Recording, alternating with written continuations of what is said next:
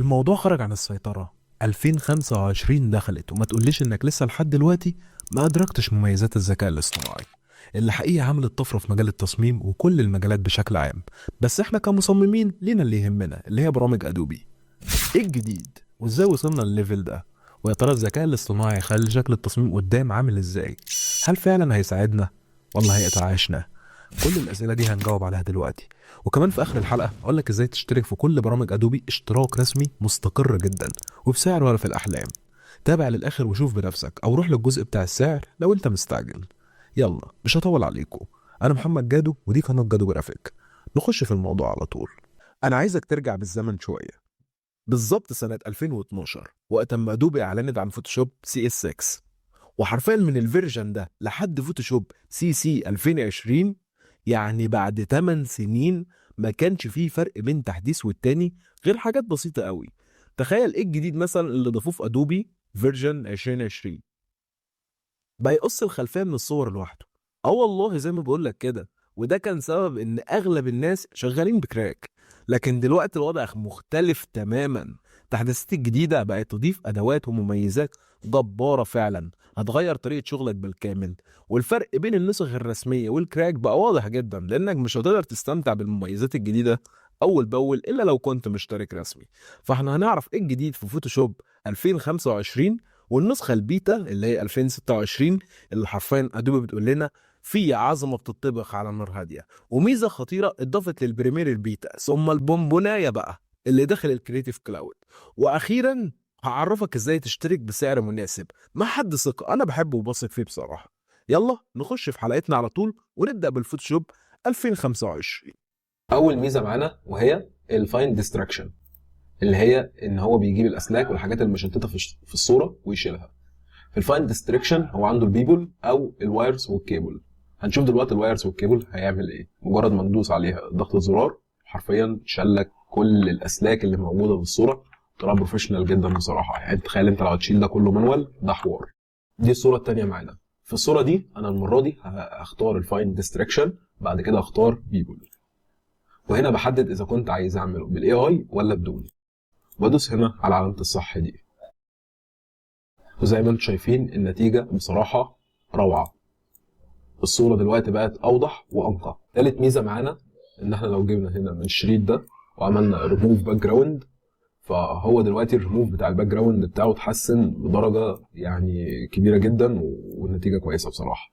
ودلوقتي كمان بعد ما تعمل ريموف باك جراوند بقى امكانك ان انت ايه تجنريت باك جراوند اساسا اصلا. ممكن نكتب تايب كده اوفيس عشان دي النتائج اللي طلع لنا، وهي يعني لحد ما كويسه. بس هو ذكي في حوار الدمج، فاهم، ما بين الصوره اللي موجوده عندنا وما بين الخلفيه. فانا شايف الموضوع لحد دلوقتي كويس جدا. الميزه الجديده اللي اتضافت معانا اللي هي بالفعل اصلا كانت موجوده ولكن اتطورت في الفيرجن دوت، وهي الاكسباند، اللي انا عايز اكمل بقيه الصوره. يعني مثلا صوره زي دي انا شايف مثلا ان انا عايزها تبقى تكبر بالشكل ده، فهو دلوقتي هحدد له الجزء اللي انا عايز اعمل له جنريت بالذكاء الاصطناعي. بعد ما عملت سيلكت للجزء اللي انا عايز اكمله هعمل جنريت واشوف دلوقتي النتيجه اللي هتطلع. ودولت الثلاث نتائج اللي هو طلعهم لي، وبصراحه انا شايف النتيجه جميله جدا. يعني هو قدر يكمل الجزء الباقي ويمشيه مع الصوره، والموضوع ماشي بتناغم رهيب قوي. يعني نفس الصوره اللي احنا معانا دي عايزين نصعب الموضوع اكتر، فانا هجيب كده واعمل اكسباند للجزء اللي تحت ده جنريتيف فيل، واعمل له جنريت واشوف هو هيعمل لي ايه دلوقتي. ودي النتيجه اللي هو طلعها، وبصراحه النتيجه جميله جدا جدا جدا. يعني اي نتيجه من دولت وتحسها فعلا يعني واقعيه. طب ما تيجي نصعب الموضوع اكتر. يعني هو قال في الفيرجن دوت ان سهل عليه الووتر ريفليكشن، فهنجيب مثلا كده الجزء اللي تحت ده وهنجرب نعمل ووتر ريفليكشنز ونشوف دلوقتي النتيجه اللي هتطلع لنا مع بعض. ويا ترى الفوتوشوب هيعرف فعلا يعملها ويطلعها بنتيجه كويسه ولا لا. بصراحه يا جماعه جامد قوي، جامد يعني جدا. وفعلا ريفليكشنز عبقري، السما بالصوره بتاعتهم. فاحنا حرفيا بصوا يا شباب، يعني تاخد بالك انا عمال العب في الصوره واعمل جزء هنا وجزء هناك وكل ده في البدايه كان بادئ كده، يعني مجرد دي وزودنا ده وبعد كده زودنا الريفليكشنز. بص النتائج اللي طلع لنا في ثواني، مجرد دوس الزرار. يعني شوف بقى لو انت هتعمل مثلا كل الكلام ده مانوال وتعمل بقى مانيبيولوشن والميه ومش عارف ايه يا نهار ابيض، انت حرفيا هتاخد وقت رهيب. تخيل بقى ان كل الكلام ده دلوقتي بقى بدوسة زرار توصل لنتائج بروفيشنال، ولسه الموضوع هيتطور اكتر. مع العلم ان ادوبي بتنزل تحديثات لبرامجها بيبقى في شهر 5 وفي شهر 10، بس الفيرجن اللي بيبقى في شهر 10 ده بيبقى فعلا بقى هو التنين، فاهم، بيبقى هو الاقوى. وطبعا قبل 5 وقبل شهر 10 بينزلوا بقى الفيرجن البيتا عشان المصممين تجرب وياخدوا فيدباك ويحسنوا الموضوع، وينزلوا بقى الفيرجنز اللي هي المعتمده. فاحنا دلوقتي بعد ما شفنا مميزات فوتوشوب 2025 وطبعا في اكتر من كده، بس دلوقتي بقى انا عايز اوديكم للفوتوشوب البيتا واوريكم بقى شويه الجمدان اللي اتعمل هناك.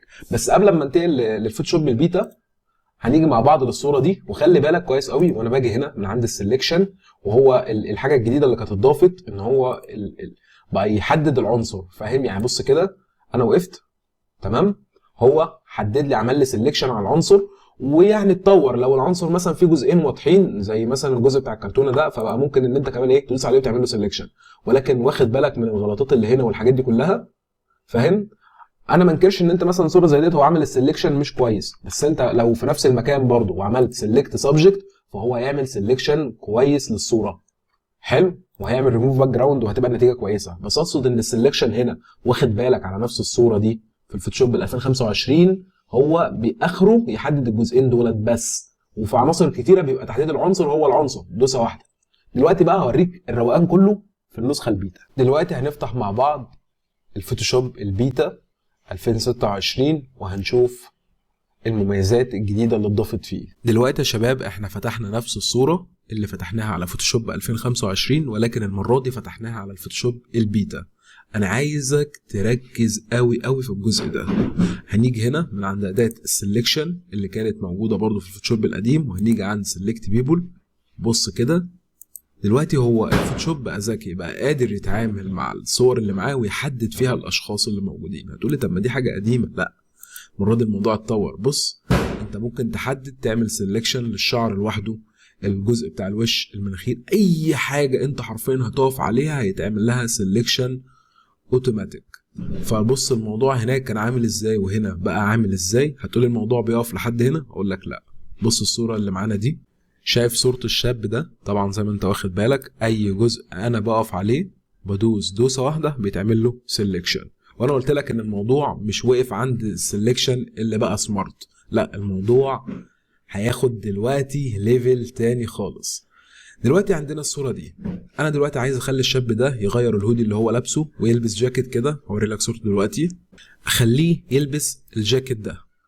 هتقول لي عادي ممكن نعمل لها دمج ونظبطها ونشيل مكان الشنطة وكل الكلام القديم اللي احنا عارفينه ده. اقول لك لا، الطريقة دي خلاص مع السلامة. هنيجي هنا من عند اداة السلكشن تمام، ونختار الهودي اللي هو لابسه ده ونعمل جنريت فيل. في خانة هنا اتضافت جديدة واللي هي ريفرنس. في الريفرنس ديت انا هحط صورة الجاكيت اللي انا لسه موريه لكم دلوقتي، وبعد كده هعمل ريموف باك جراوند وجنريت بالاي اي، وهنشوف دلوقتي النتيجة اللي هو هيطلعها سوا. دلوقتي دي النتيجة اللي هو طلعها، وانا بصراحة شايف انها جميلة جدا جدا، وكان صعب تتعمل يدوي. وممكن كمان نجرب ان احنا نخليه يلبس اي جاكيت غير اللي هو لابسه ده. هنشيل دلوقتي ده ونحط مثلا صورة تانية، مش شرط جاكيت، اي حاجة، اي جزء تدوس عليه وتحط ريفرنس كويس ومناسب وتدوس جنريت، هو خلاص بيبدل لك ده مكان ده. شايف مثلا الجاكيت ده، انا مش عارف هو واضح عندكم ولا لا، بس هو الجاكيت اصفر والتيشيرت اللي تحتيه ابيض. فهنعمل دلوقتي ريموف برضو بالباك جراوند وبعد كده هنعمل جنريت. ودي النتيجة اللي هو طلعها لنا، الثلاث نتائج. بصراحة انا شايف ان النتيجة جميلة جدا جدا جدا، ومع العلم ان احنا لسه في الفيرجن بتاع البيتا. يعني الموضوع لما يتم وخلاص وادوبي تنزله رسمي، لا حرفيا الفوتوشوب والديزاين بشكل عام رايح في حتة تانية خالص. ولو احنا ما استغلناهوش دلوقتي واتعلمنا عليه وتابعنا الابديت اللي بينزل اول باول، لا حرفيا احنا هيبقى فايتنا كتير جدا جدا جدا. دلوقتي هنيجي للبريمير النسخه البيتا، هنجربها سوا واقول لك ايه الجديد اللي اتضاف جواها. اولا الواجهه ديت اتجددت وبقت بالشكل اللي انتم شايفينه ده. هنعمل كرييت لاي بروجكت، مش ده المهم ولا الواجهه ولا الكلام ده كله، دي التحديثات الخفيفه، انما فعلا الحاجه التقيله اللي اتضافت اوريها لكم دلوقتي. دلوقتي يا شباب عندنا الفيديو اللي انتوا شايفينه قدامكم ده، تمام؟ لو جينا شغلناه سوا كده، فالفيديو كله مدته على بعضه عبارة عن 7 ثواني و25 فريم، يعني نقدر نقول 7 ثواني ونص. لو خدت بالك في أداة جديدة اتضافت هنا واللي هي الجنريتيف اكسباند تول، ولو جيت كده للفيديو وقفت عنده وعملت كده، هو حرفيا هيزود لك ثانيتين على الفيديو بتاعك، هيعمل لهم جنريت، وكمان هيعمل جنريت للفيديو وللصوت مع بعض، وهنشوف دلوقتي النتيجة اللي هتطلع. دلوقتي هو خلص جنريت وهنشوف مع بعض النتيجة اللي هو طلعها لنا. خدت بالك ان من اول هنا، يعني بص الفيديو ده من الاول، تمام؟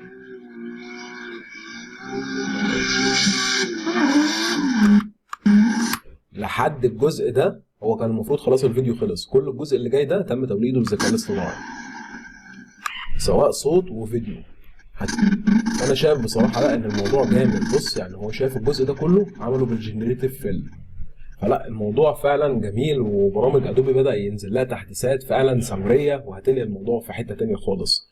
انا عايز اقول لك ان دي البدايه، هم لسه بداوا يحطوا الموضوع دوت في دماغهم وبداوا ينفذوه، فلما دي البدايه ودي النتيجه، امال بعد كده الموضوع هيروح بينا لفين؟ ده الكريتيف كلاود، وديت الواجهه بتاعت الهوم بتاعته. من هنا دي الهوم، ومن هنا دي كل الابس والابلكيشنز اللي انت تقدر تثبتها من برامج ادوبي، ودات الفايلز اللي انت رافعها على السحابه عندك، تمام؟ هنيجي بقى لديت اللي هي الايكون بتاعت الستوك والماركت بليس، وهنا بقى تقدر تشوف الفيوتشرز الجديده او الفوتو، استريشن، فيديو، فيكتور، اوديو، تمبلت، فري، وفي حاجات بريميوم، وفي فونتس وبلاجنز. ومن ضمن البلاجنز ديت هتلاقي حاجات كتيره جدا جدا، بص ملهاش اول من اخر حرفيا، ولكل البرامج على فكره. وفي منها حاجات للفوتوشوب انا لسه شايفها جميله جدا، على المستوى الشخصي لسه ما جربتهاش، بس متحمس ان انا اجرب البلاجنز دي. وزي ما انت شايف كل البلاجنز ديت بتبقى فري. وعندك برضو 3 دي Elementos، واللي طبعا اللي اكيد كلنا عارفين ان الفوتوشوب دلوقتي بقى يضاف له عناصر 3 دي، فده موضوع جميل جدا. و طبعا بقى انت دور بقى هنا براحتك بقى، وقلب بقى في كل الحاجات ديت، واللي يعجبك بقى تعمل ايه معاه. بس انا حبيت انوه ان جوه الكريتيف كلاود في حاجات جميله. يعني جينا للحظه المنتظره، انا عارف طبعا انك من اول الفيديو مستني اقول لك ازاي تشترك بسعر كويس وتشترك مع مين. في الحقيقه تشترك معي انا، الحمد لله قدرت اوفر اشتراكات ادوبي بسعر ممتاز جدا، وده لفتره محدوده. وده طبعا خلاني ان انا ما اقدرش اقول السعر في الفيديو، لان لو قلت السعر في الفيديو وجي مثلا بعد مده اتغير، وجي حد يكلمني بعد 3 شهور مثلا من الفيديو او 4 يقول لي عايز اشترك معاك، فلو قلت له سعر مختلف عن اللي في الفيديو ساعتها مش هيبقى فيه مصداقيه. كل اللي اقدر اقوله لك ان السعر رمزي جدا، ومجرد ما تبعت رساله على الرقم اللي يظهر قدامك ده هبعت لك كل التفاصيل اللي انت محتاج تعرفها. يلا مستنيك تبعت لي رساله. وسواء تشترك معايا او مع غيري، المهم انك تشترك وتبعد عن الكراك، عشان اولا حرام، ثانيا مش هتقدر تستفاد بمميزات الذكاء الاصطناعي واستقرار البرامج، وبالمره تبعد عن الفيروس والكراك وتتجنب الشبهات في رزقك. والسلام عليكم ورحمه الله وبركاته.